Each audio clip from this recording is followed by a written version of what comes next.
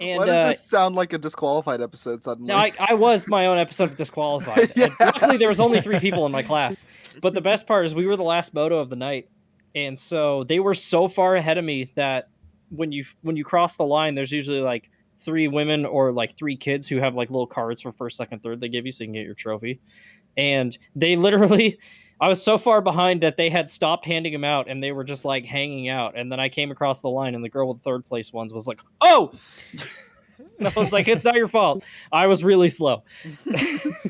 So that's what I got to do on Wednesday. But you know what? You got out of pre-qualifying. I did. And that's a step above a lot of those teams. So I made the main event. Yeah. Man, we want to jump right in here? Let's do it. All right. Let's do it. I'm all about it. Hey, everybody. Welcome back to another episode of the Fake Racers podcast. We're here with Davey Hazard. That's me. We're here with Matthew. That's also me. Iron Man, Steel Man. Yeah. And myself today filling in for Joe is Tommy. I can't believe they invited me back, Bordeaux. Welcome to this week's episode. Good plate of racing this past weekend, both with NASCAR and Formula One. And we're going to devour it all this evening. So, real quick, before we get too far, I want to tell you what I heard about the last podcast you were on, the ad you did. I heard feedback about it. Okay. Some people did not think it was very good or professional. That's pretty tough. And that maybe that's a fair point, but also I loved it. Right. I thought it was great. I thought it was a great ad. Well, I said it before, and I'll say it again. To let you know. I fought my whole life to get people to understand my vision. Okay.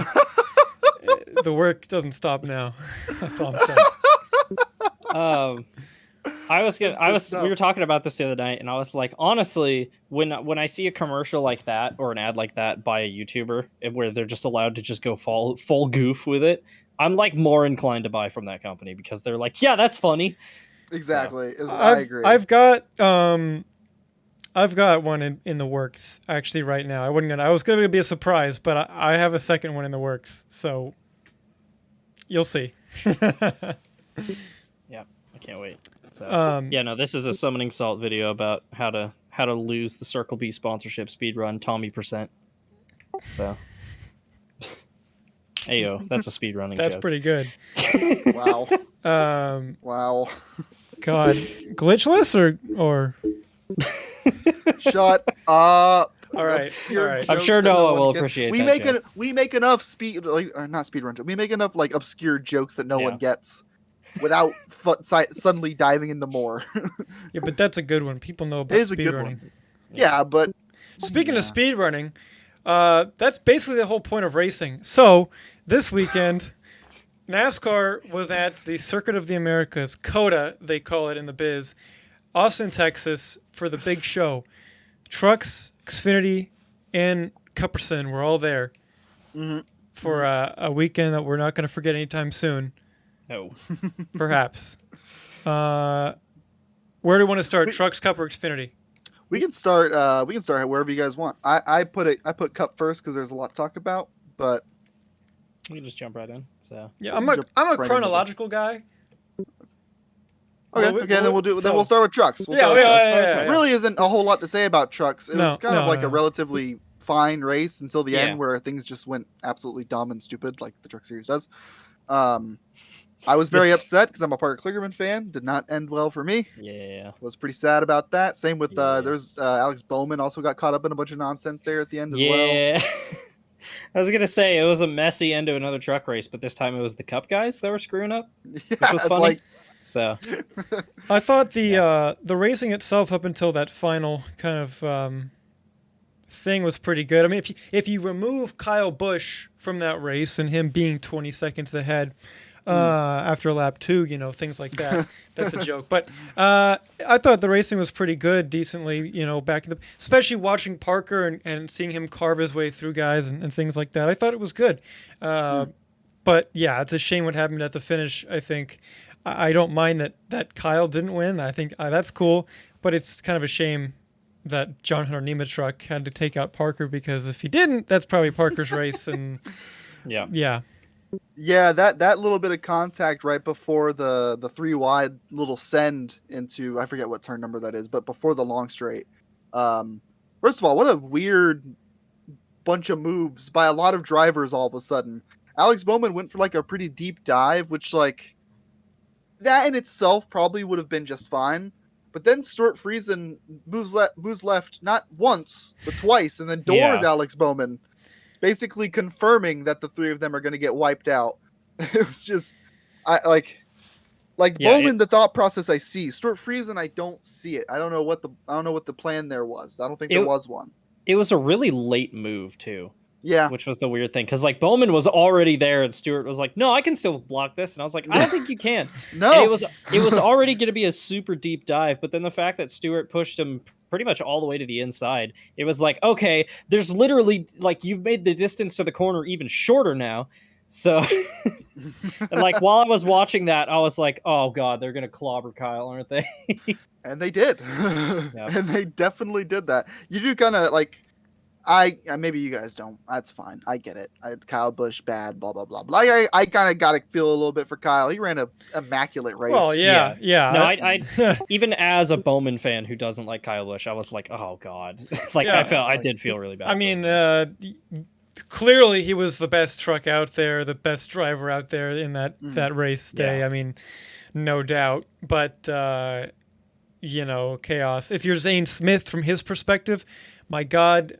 Moses has come down from the heavens and part of the seas. It's a beautiful thing to see. If you've ever raced iRacing pretty much anywhere, rookie street stocks, you've probably seen that happen in front of you a couple times, and it's a great feeling. So it was a very chaotic finish, sure, but an otherwise pretty decent truck race overall. Yeah, and didn't feel like a total waste of time. Yeah. I will not go this section of the podcast without saying, podcast, without lamenting over stage racing, but I'm going to limit it to this one comment, and that's that it kind of sucks. That's all I'll say about that. Yeah. I don't think it didn't add anything. There. Very hot take. But yeah, I'm not, we get it. Yeah. We don't have to totally get into it, but I do agree. I do, once again, I mean, I'll say it for the road courses stuff. I do wish that they would at least not throw cautions for the road course stages. Like if they're gonna, that's fine. I'd say racing, whatever. But like, don't throw a yellow, especially at a road course, because half the fun was always the strategy. Yeah, absolutely. So, yeah. But alas, we move on to the Xfinity Series, which I thought was a better complete package of a race than the Truck Series race. Didn't really have that point at the end where it turned into a complete dogfight demo derby, but it kind of got a little boring at the end, which happens in racing. Yeah. AJ Allmendinger gets himself another win. It was the beginning of the race was quite wild though. It was kind of picking up where the Truck Series left off, just with a little bit less wrecking. Any thoughts? Anyone? Shout out to Brandon Jones, getting outrun by an Alpha Prime car and then dumping him in the middle of the straightaway. That was pretty cool. Yeah. I totally forgot about that. Yeah. Heard about that. I feel validated because I talked a bunch of smack about him earlier this week, and I got a lot of backlash for it. So, I can't lie. I watched the beginning part of it, and then I went somewhere, and I don't know what happened, but I just didn't end up watching the rest for some reason. But I did see Ross Chastain have a great day in the 92, and it's a shame he couldn't finish it off. I mean, it sucks. I wish he did win for the small team, but it wasn't a totally terrible weekend for Ross. But I mean, we'll get to that. But we'll get to that. really good weekend for TJM. Maya Snyder grabbed a 6th place finish in that car. That's a great result for that team. They needed that. You saw it on Twitter too. Jordan Anderson racing saying, Jordan Anderson. Saying, we needed that, and it's true. I mean, you see how many cars they've torn up already this season. Kind of in the same boat as like a guy like Jay Buford as well. He was having a good run. Where did he end up finishing? I don't know. I know that all the good runs he has had this season, he has not finished them off very well. Yeah, and he's run really well this season. Really well. And he's torn up a lot of... Well, not him. I mean, he's been caught in situations, but a good run for him. He got a top 10, did he not? P8, yep. Yeah, so great finish to him. And and of course, we're going to mention it at some point, and I'm going to bring it up first. But Davey would have otherwise. Parker Klingerman, once again, showing why he deserves a top tier ride in any NASCAR series, because he brought a car that has been like a second and a half off the pace everywhere else, and qualified into the show 11th and finished up there as well in like 13th or so. P12 in Joey Gase's car. Yeah. That's ridiculous. Put some respect on his name. I've been saying it. I'm going to keep saying it. Yeah. Yeah. I mean, I thought it was a terrific performance by him this weekend. Parker Klingerman, if you've probably talked about it many times in this show, but dude's a maniac behind the wheel in like a good way. He gets speed out of the equipment all the time. You don't need me to tell this to you, Davey and Matt, but it's should be known that, man, he probably should have gotten that 10 car. Yeah. Oh yeah, it was. I mean, obviously, all that aside, all the also bad parts of the Truck Series race aside, and it was a great weekend to be a Parker Klingerman fan. He was absolutely wheeling the truck. He was running second to Kyle Busch quite a bit in the Truck Series race, and was running kind of around, flirting with the top 10 in the Gase car. Good weekend for Parker Klingerman fans out there. The double duty was fun to watch too.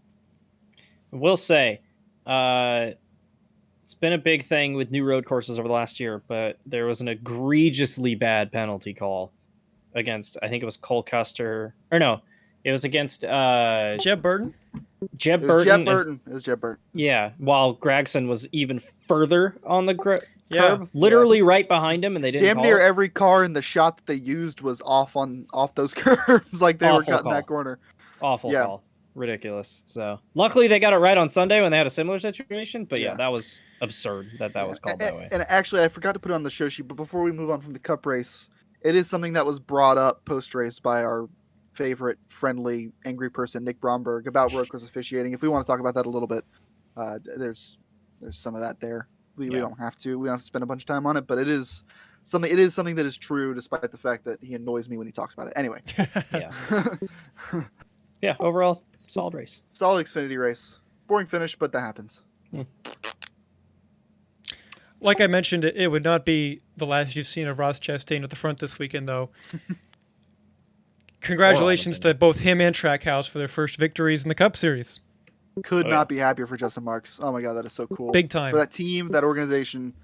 I mean, they that is a team that came into the sport in like a big way, like came in committed to this new NASCAR that we've never seen before, and they're being rewarded for it. And I think that could be a good showing for future teams or future people who want to invest in the sport. I think that's like a good sign for people who are kind of on the fence about jumping into NASCAR right now.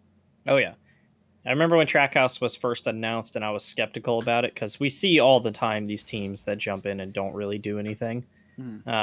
So I was like, it would be really cool if it worked out, but I don't know. But like the CGR acquisition was a huge addition. Obviously, Daniel Suarez is coming into his own. Obviously, Ross Chastain.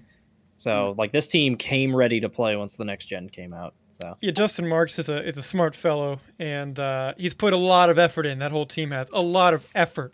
You know what I mean? The hard work, and it's showing up. I mean, you had Daniel Suarez starting up towards the front, leading laps early, winning stage 1, of course. Didn't have a good day after that, but I mean, still strong speed from him. And like you said, coming into his own really everywhere. He's had a couple top 5s this year, 3 top 10s, something like that. So a good start of the season for him, compared to especially 2 years ago in the 96 car. It seemed like maybe he was clinging on to his Cup Series career by a thread at that point, and what a great rebound for him. And then, of course, Ross Chastain has finished second the past couple of weeks, and now to break through and get the win at COTA, of all places. Kind of surprised me a little bit how much pace he had at the road courses, but I think that's kind of the new normal. We see guys who are good pretty much everywhere be good at road courses again. Yeah. It is interesting. I don't think of Ross Chastain as the road course guy, but I mean, at the end of the day, all these drivers are incredibly talented, and if you put the right equipment under them, and the right leadership, and the right people, you'll get a fast race car. You'll get a driver that's well prepared, and that's kind of what we're seeing with the Trackhouse team every weekend. So it Yep. is, but it isn't a surprise that he ran so well this weekend. I wouldn't be surprised also if he picked up a little bit from being teammates with AJ Allmendinger for a year and a half. So, Oh, absolutely. Yeah, exactly. Well, that's an interesting segue to the final lap then, isn't it? Yes. Yes. Yes, it is, isn't it? Oh boy. Okay. Yeah. There's a lot to talk about here. I normally try to go on the side of maybe not necessarily being devil's advocate, but anyway, we'll jump into what happened. The top three kind of just slowly stacked together over the course of the final lap. Ross Chastain, AJ Allmendinger, and then Alex Bowman out of absolutely nowhere Which, for some again, reason. I was manifesting and it almost worked. I just cannot believe that happened. I just couldn't believe it. I didn't even realize he was even in the race still. There he was. And there's going into that double left, like the left kink into the hard left-hander. AJ gives Ross a little shot, just nudges him wide a little bit. They come back around through the carousel. That's all of a sudden Bowman's there, and then like they're side by side. And then when they get to the final set of corners, I actually like had to do something when this was live, so I only caught replays of the actual finish. I heard the finish, so I'm just going off of my little bit of memory. But Ross Chastain was behind AJ with Bowman to the outside of AJ, kind of the front two there with Ross Chastain behind them, filing in single file. Ross gives AJ a shot. AJ croquets off of Bowman, turns it around, and Ross Chastain had a free run to the finish. AJ Allmendinger, understandably, a little bit upset about it. Whether he's justified in that or not, I'd like to hear you guys first. I think it's justified because you got moved out of the way on a race you think you should have won. On the other hand, that doesn't mean what Ross did was inherently wrong either. I think, personally, that last, quarter of the lap or so, it was thrilling. I mean, I think that's what it's all about. You see it, there was nudging going on, a lot of nudging going on. I thought that was acceptable though, because it wasn't like the Truck Series where those three all took each other out and just. I mean, yeah, ultimately AJ got turned around, but it wasn't like a straight up dump. Like who was that? Like Rudd and Allison at Sonoma or something like that many years ago, before my time. So who cares? But anyway, I care. That's who. But the thing is, I don't have a problem with a little bit of rubbing in stock car racing or pretty much any closed fender racing. I think it's okay. And I don't know. I mean, here's the other perspective too. Yes, AJ's mad about it, and he totally should be. Ross is going for his first victory. He's been second for the past 3 weeks. He wants to go get him one.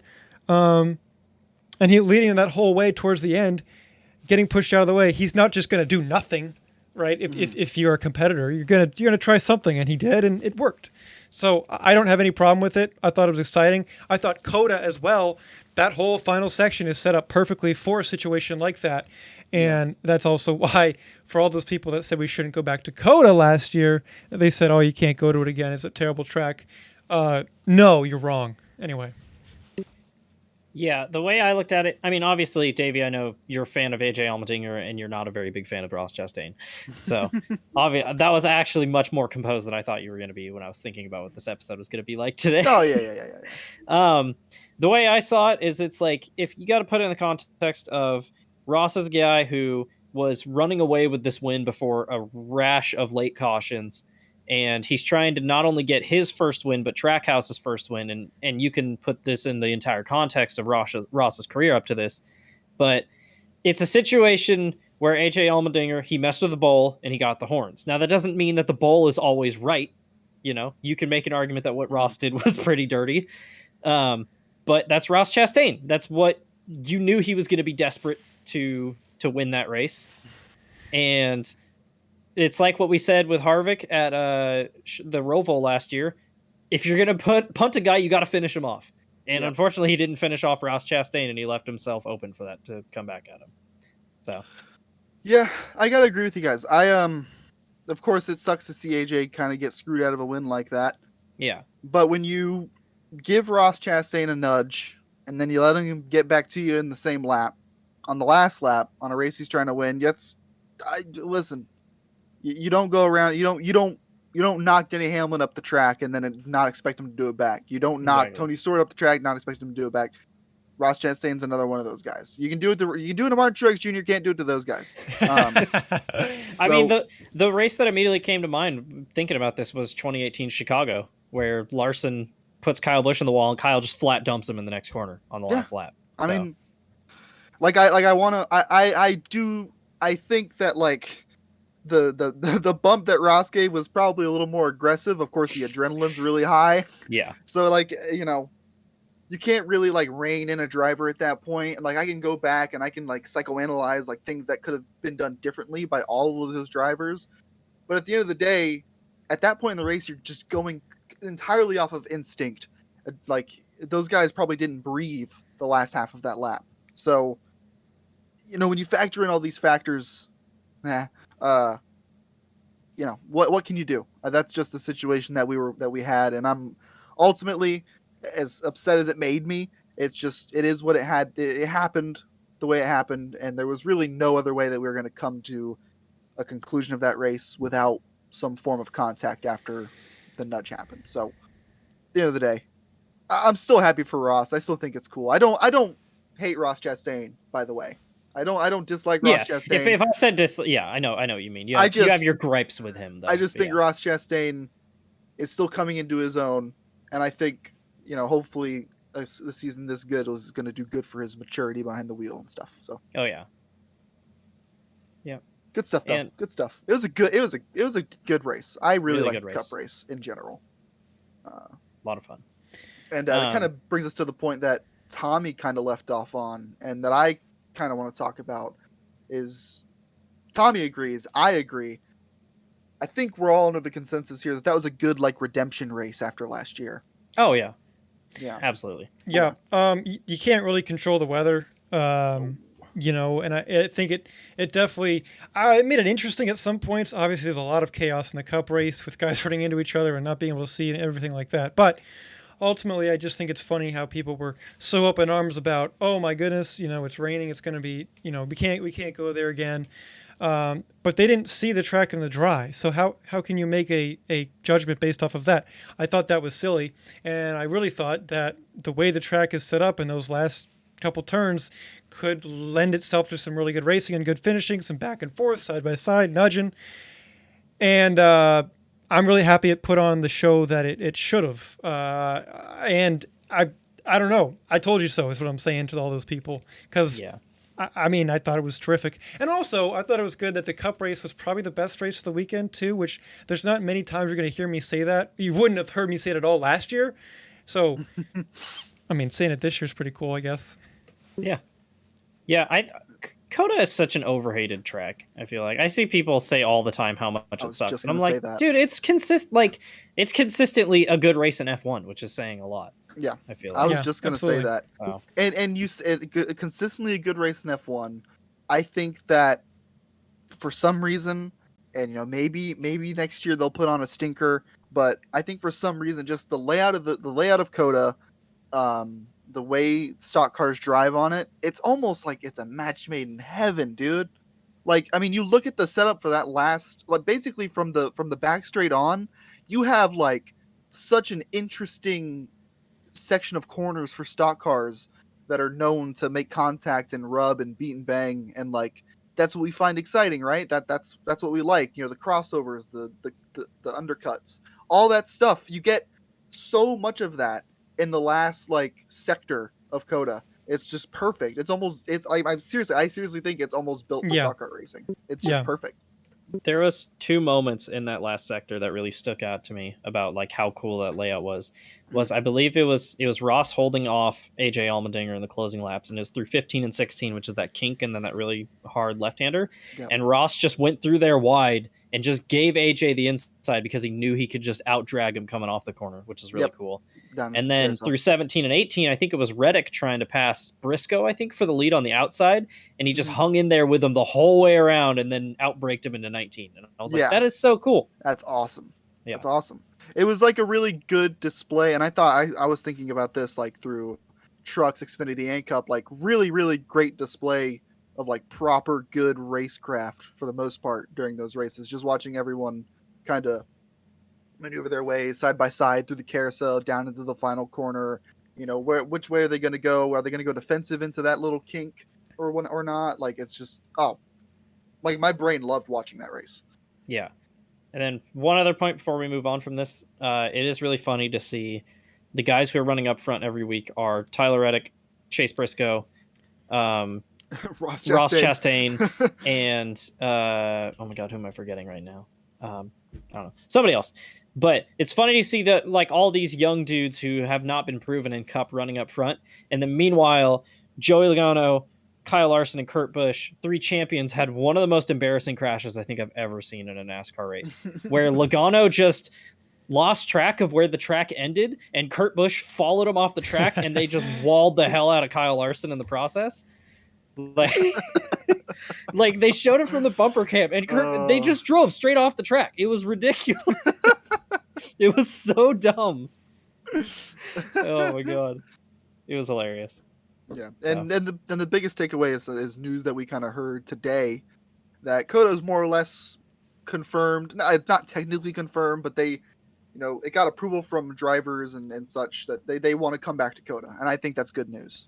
Personally. I think I saw something on like the billboards there, the screens there, saying like get your tickets for next year or something like that. Oh yeah. So like it's at that point probably going to be a done deal, which is good. I think that's great. So good. We do love that. We do love that. You know what else we love, boys? What is it? That sweet JTN merch. Oh yeah, sure make do. Make sure to go to the JTN merch store and get yourself some JTN merch. There's mugs. I would grab my mug, but it's currently propping up a Foo Fighters CD. So I would grab my mug, but it's a cup, so I can't really grab it. Yeah, it's a cup. I would grab my mug, except it's invisible, so I don't have one yet. So I'll send you mine if you want. I don't. Sure. When I get it, it's going to be a ceramic shard, but Yeah, it'll. Yeah. It's art, maybe. Exactly. It's art. Yeah. You know what art rhymes with? Johto Network. So make sure you get your Johto Network merch today. We're not good at the ads. I'm just T-shirts, stickers, driver receptacles, drink receptacles, liquid stickers. Containers. Yeah, Containers to hold containers. Liquid. Yeah, water, transportation devices, whatever you need. A shirt that's got Bristol on it. Bristol would be so happy if you got a Bristol shirt. Yeah. Big shout out! You can get yourself a Joseph Weaver T-shirt. Happy birthday to the big man a couple days ago. Happy birthday to the big man, Joseph Weaver. He don't listen, but he gonna get a happy birthday anyway. Yeah, go ahead, get yourself a Joseph Weaver shirt out there if you want to. So make him happy. Make him happy. Yeah. A lot of people weren't happy after the Formula One race in Jeddah. I wasn't happy. Well, it was what a mess. What a mess of an event. Yeah, there's pluses and minuses, and I think I said I'm a chronological guy. We're going to start kind of chronologically with all the kerfuffle going on around the racetrack, if you will. That's a very nice and white way of saying it, but I forgot to put that in the show sheet, by the way, a little behind the scenes peek into the backstage here for Fake Racers Podcast. As we started talking about it, I put a little space and I put at the top of our list for Jeddah, also the bomb missile thing. Yeah. Global conflict, kind of important. Yeah. Pretty crazy. Yeah. Drivers and team principals having meetings a bunch after free practice 1, I believe, or 2. One of the two things. It doesn't matter. Point is, a lot of deliberation for hours. Drivers were in there talking about whether or not they wanted to race. No doubt, money was being handed them hand over fist, and when they couldn't carry anymore, they said, "Okay, let's keep racing." Yep. Which is a shame. Yeah. It's a shame. Obviously, we don't really know what those discussions were, so it's hard to speak on it, but we kind of got an idea, and you kind of nailed it. It was probably a lot of the drivers and possibly even the team principals saying, we don't feel safe. We don't want to do this. And then the FIA just saying, ooh, but the yeah. sorry about that, though. you'll have a good race. We I guess should be thankful that nothing crazy happened on race day or the rest of the weekend at the circuit or anything like that, because it could have been. I mean, you're in an unstable environment. You never really know what to plan for, right? And it's a good thing nothing like that happened, really. Instead, all the action was contained on the racing surface with the cars themselves. So yeah. I don't want to get too political with this, but it's kind of ridiculous that we're in Saudi Arabia to begin with, when in 2020 they started their whole "we race as one" thing. And it's like, well, do you really, or do you just bend over to whatever country pays out the most money for publicity? And they pay. Yeah. They do. They certainly do. Yeah. Got that oil money. Yeah. So, it's just like they shouldn't even be in Saudi Arabia to begin with. It's ridiculous. Yeah. And on top of that, they're in Saudi Arabia, and the track is a death trap. Yeah. Yes. I mean, honestly, we're going to talk about mixed crash, but like, what a terrifying moment! 170 miles an hour into a concrete barrier. That's like not allowed. Sorry. As far as motorsports goes, 170 miles per hour, there shouldn't be a concrete barrier. That's not allowed. That is a no-go. It's insane that they let that happen. Yeah, that's day one kind of stuff. It almost happened multiple times. Fernando almost creamed the exact same spot on the wall. Yeah, that save he made was ridiculous. Yeah, it's just, I don't know. Like, I again, money talks, and that's why we're there, and that's why the track is what it is, and I just, there's a line in the concrete barrier at a spot where you can go over some stupid curb, which I don't know what the FIA's obsession is with those curbs that just spin you out if you go over them, but like, it's just that's the line. The line's there. Yeah. Like, don't do that. Yeah, people the line in the sand, if you will. You get a lot of traditionalists love to talk about how much they hate like excessive runoffs, and part of it's kind of annoying. But that right there is the perfect example, Mick Schumacher's crash, of why tracks have miles of runoff now, because these cars are so ridiculously fast, and they're held to the ground by the air going over and under them, that if anything goes wrong, they just become missiles headed towards whatever direction. Yeah, you can't have a track designed like that, and it's a miracle that he's fine. And if we are going to have a track design like that, put a safer barrier where the car is going to travel to. I mean, I was worried. I was genuinely worried sick for a few minutes because they weren't showing replays. They weren't showing the car. And then when they did, it was from far away. I was sick to my stomach. I couldn't believe what I was watching. The optics definitely didn't make it look too good. And seeing the crash live was insane in itself. I mean, that car exploded into pieces as it should, but it's still wild to see the amount of speed he carried into the wall. And I at least expected him to have some kind of injury, some sprained something, some broken something, right? It is, like you said, a miracle that Mick is okay, and that, in 2 weeks' time or whenever the next race is, he's going to be racing again. It's incredible. And he could have, if they were confident that they would have enough, parts for their cars to continue, he could have ran yesterday even with a backup, but I'm glad he's okay, because it could have been a lot worse.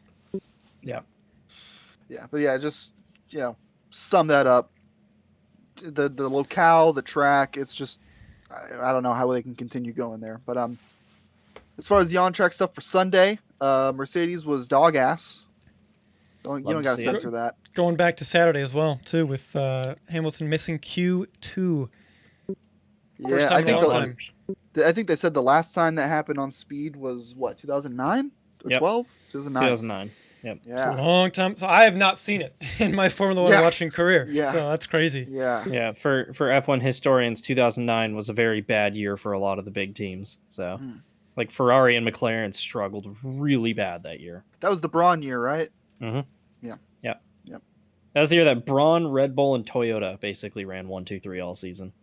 Which is, if you're not an F1 fan, just know that is the most insane thing to ever hear in your life. At least at that point, at that point in history of F1. Unfortunately, with the bad Mercedes engine, that also meant that the Astons, with Hulkenberg back behind the wheel again this week, was slow once again. But you know what? I'm going to mention it because I have to. Every race that I've seen Nico Hulkenberg take part in an F1 the past couple of years has always felt like this is probably going to be the last one. And every one so far he's come back and raced at least one more time with. This one, again, feels like the last one. And we can get into some things a little bit down the road, but I'm still proud of him for finishing where he did. Even at Bahrain, with a bad car, he deserved better, but to do what he did again and come back out of nowhere to compete, go the distance, and not crash the car, it's big, and I'm so proud of him. So, dude, that Aston is terrible. It looks good. It's not drive good. It is very pretty. But the Sebastian Vettel fan in me is kind of glad he hasn't had to drive it yet. Yeah, good luck. Good luck. But the Valtteri Bottas fan in me is very excited. That part of me is very happy. Yeah, Alpha's been surprising. Alpha's been very good. Great speed. Unfortunate retirement this past weekend out of what could have been a edge of the points kind of day for him. Whether he's in or out, I don't know. But shame that he couldn't complete it. But definitely a lot of good stuff happening. Bottas, of course, with a good qualifying as well. Again, in that car, and Guan Yu's Zhou kind of having a little bit of a more difficult weekend compared to Bahrain. But, I think you're going to get that as a rookie with growing pains and all that. But the team as a whole, definitely a lot of strides being made this year, which is good to see. The US Royal is going to hate me for saying this, but F1 is more fun when Ferrari's good. So. Oh, yes. I agree. Yes. Absolutely. Agreed. Absolutely. They all hate Ferrari. I'm a big Ferrari fan. So this absolutely. Great. And on that note, Haas, of course, scoring some more points with K-Man. Yes. Terrific. Yes. Absolutely. Yes. Haas has been very good. I've said it before, and I'll say it again. Haas, for me, I liked Haas, then I hated Haas, and all it took was international conflict for me to like Haas again, and here we are. Tommy, I'm going to be honest with you. I stole that joke from you last week. So. Understood. Okay. I meant to tell you. I thought I did, but regardless. Hey, you know what? It was it's a good Tommy's one. joke originally. It's a good joke. It's a good one. It's a good joke. And it's true.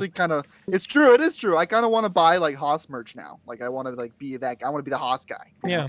I don't feel bad rooting for that team and Mick Schumacher especially. It's good to see them back in form. It's lovely. Oh yeah, it's quite lovely. And I also we kind of skipped past this a little bit, but Ferrari or F1 is more fun when Ferrari's good. I'm sorry, it's good stuff. Yeah. I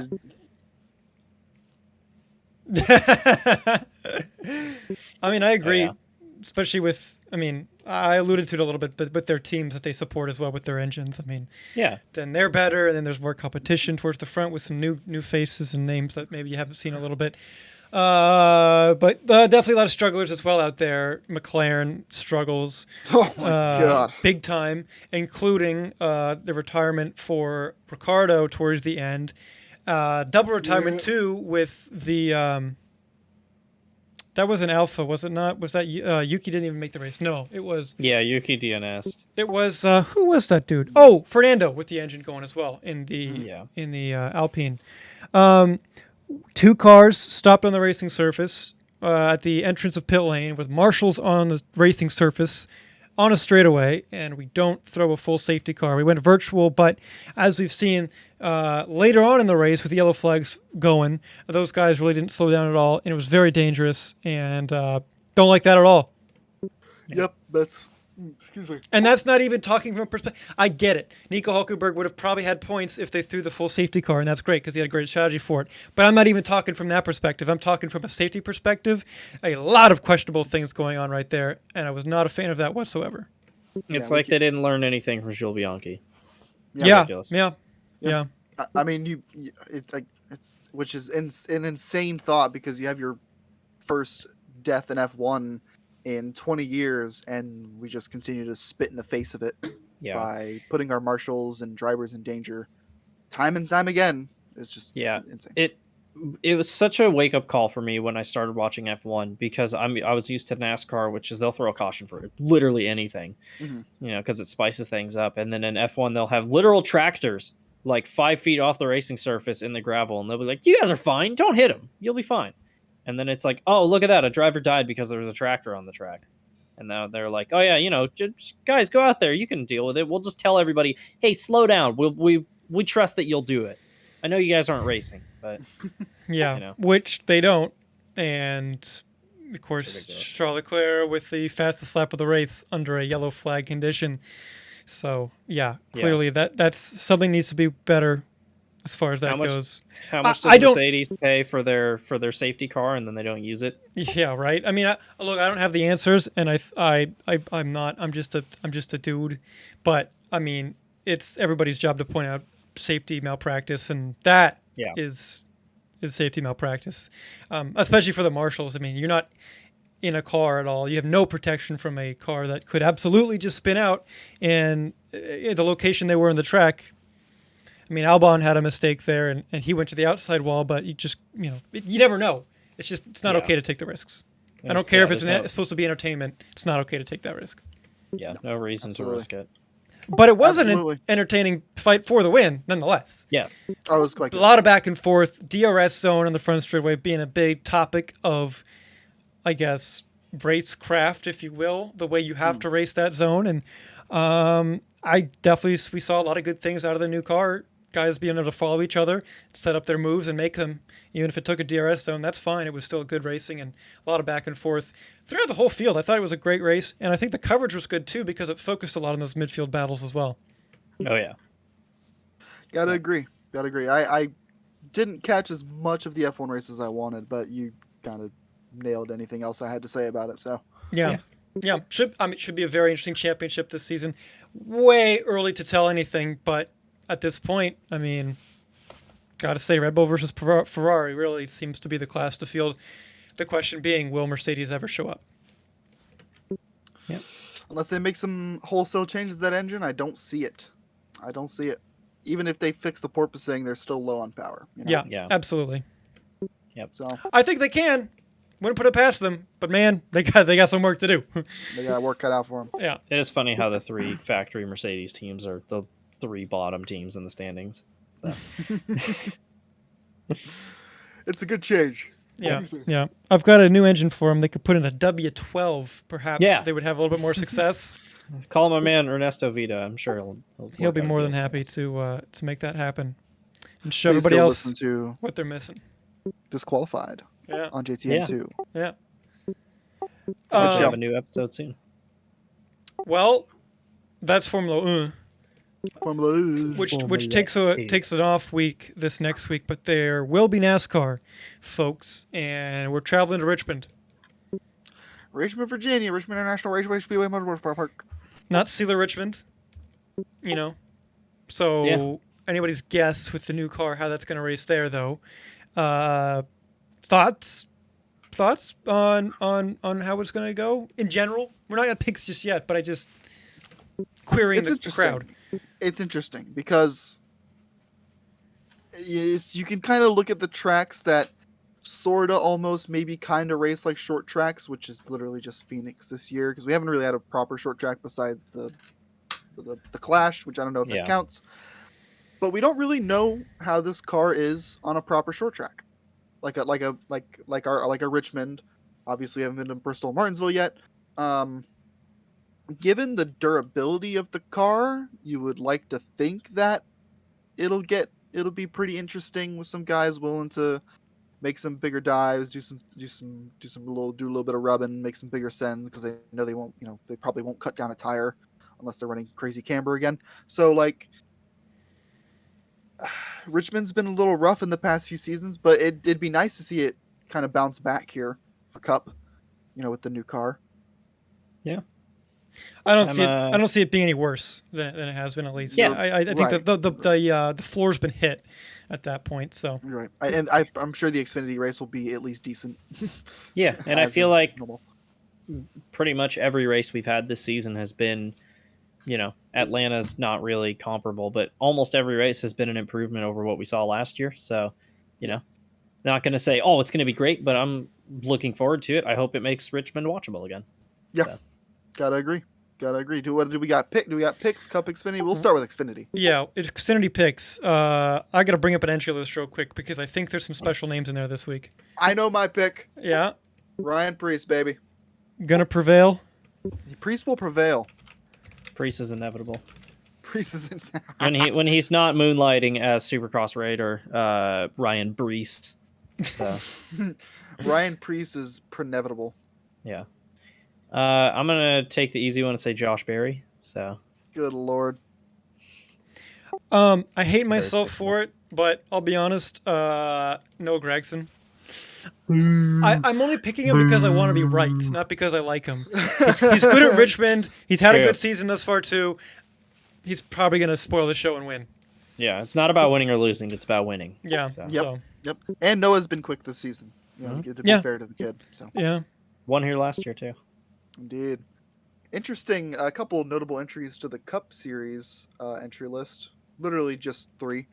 Dinger's racing. Landon Castle is racing. Andy Lally, also in the field. Yeah. Andy Lally's one I'm excited for. I don't know, he's not my pick to win, but likely it's just a placeholder name for now. I would be shocked if he did race, but if that holds, that's gonna be cool. Oh yeah. So we'll see, right? I mean, yeah. He's on the entry list. Yeah. Yeah. What am I missing? What's going on? Well, his name's there on the entry list, but it's just a placeholder probably. Yeah, somebody was saying that like some teams, like the smaller teams that rotate their drivers, they'll just leave like the previous week's driver on there if they haven't really made it up. So there's like a 50-50 chance if that's actually happening. What number was he supposed to be in? 78. Yeah, BJ McLeod's in that now. That's what I'm seeing. Oh, what the hell, man? So, well, the dream's dead on that one. But lame. That's so lame. I don't like that. I might be going crazy. Did you make your Xfinity pick, Matt? Yeah, I said Josh Berry. That's right. Okay, yeah, it was quick. Yeah. It was quick. Yeah. Yeah. And he might be quick too. Yeah. Banking on that. So Cup. What do we got? Oh, who do I want for Cup? I'm jumping the shark on this. Well, wait, that's not the right one. I'm going first on this one. Daniel Suarez. Yeah. Mother. I don't know, man. He's had speed, and it doesn't really seem to matter what track it is. But he just needs to finish these races. I think this is the one he gets it done. Dude, you and got we go Trackhouse back to back. So, there you go. Gotta find a new pick. I'm gonna take Truex. He's been pretty good at these short tracks recently. So it's a good pick, especially for Richmond. Yeah. He's been kind of nowhere, but who knows? Maybe they'll figure it out. Yeah. We've had a run of pretty cool winners, so I got to go Kyle Larson to break that up. I could see that was going to be my other pick if I didn't pick Suarez. I was about to say Larson, and then I decided to say Suarez. So we're in the same wavelength at least, right? Son of a gun. When are we not? To be fair. That's fair. I wouldn't surprise to see good runs from Blaney and Briscoe again too, though. They're pretty hot this season as well. Also, I just saw that Justin Haley's crew chief is named Caleb. I have a hard time picturing anybody named Caleb being over the age of 14. So, I'm sure he has a buzz cut. Yeah. Oh yeah. Which Justin Haley looks like a Caleb, so I guess that works. Yeah. Well, you just saw I hit the Windows key accidentally. You'll see one. My bad. Nice one. Nice one. We won't tell Joe about the only picture you would have seen is a picture of Jimmy Spencer's 26 Kmart car in 2002. So that kind of gets you into my headspace. But it's not a good one. It's not a good one. You don't want this, kids. Do better than me. Anyway, we pieced together this episode. I guess it was pretty good. Yeah, we did a good job. Yeah. We had some ups and downs, but I mean, sure. But that was Coda. We had a lot of turn one. Yeah, there's a lot up and then a lot down. Yeah. Okay, shut up. That's Jetta, just kind of, and then, but yeah, and then boom. Yeah. And then just keep going. More ways than one. A lot of booms on that track. But a lot of booms on that track. Fake Riches podcast for the week of March the Monday the 28th. Right. So we got a new week, almost the end of March, beginning of April. Happy April Fools to those who celebrate in a few days. For those who celebrate. Yeah. Yeah. Not to get too political, but happy April Fools. That's right. Yeah, I'm going to prank my boss by not coming into work. That's metal. He's going to prank you by not... your two's unshod. Yeah. My two's unshod. Sure thing. Shut up. But hey, thank you to Joe for letting me fill in for this week. Appreciate you guys having me back on.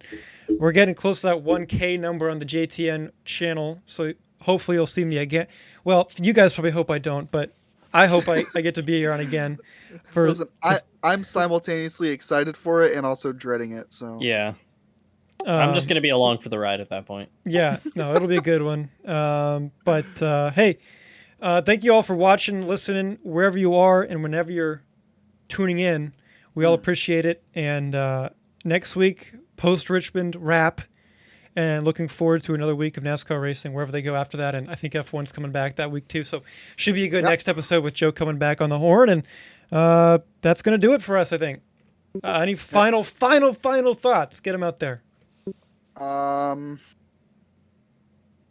Busch is my favorite constitutional lawyer. I want to say shout out to Fox for playing Foo Fighters as their commercial music a bunch of times. That was a really cool tribute this week. So yeah, that's pretty good. Big thumbs up there. Yeah. All right. Tommy, anything? Geez, man, go check out the JTN merch store for sure. Like I said, Big Joseph Weaver's birthday. He's got a good shirt on there too. Might want to go check it out. Other than that, big shout out to my man Davey Hazard for dominating the Sonoma Cup Series race this past weekend at USRL. We had a pair of good tweets this weekend on Friday and Saturday. Oh yeah, the USRL Twitter was pretty freaking cool recently. Yeah, definitely. Yeah. So if you don't follow the USRL Twitter, there's a plug for that as well. But I think that's going to wrap it up for here. For Davey Hazard, for Matthew Stillman, for Joe, for Bristol.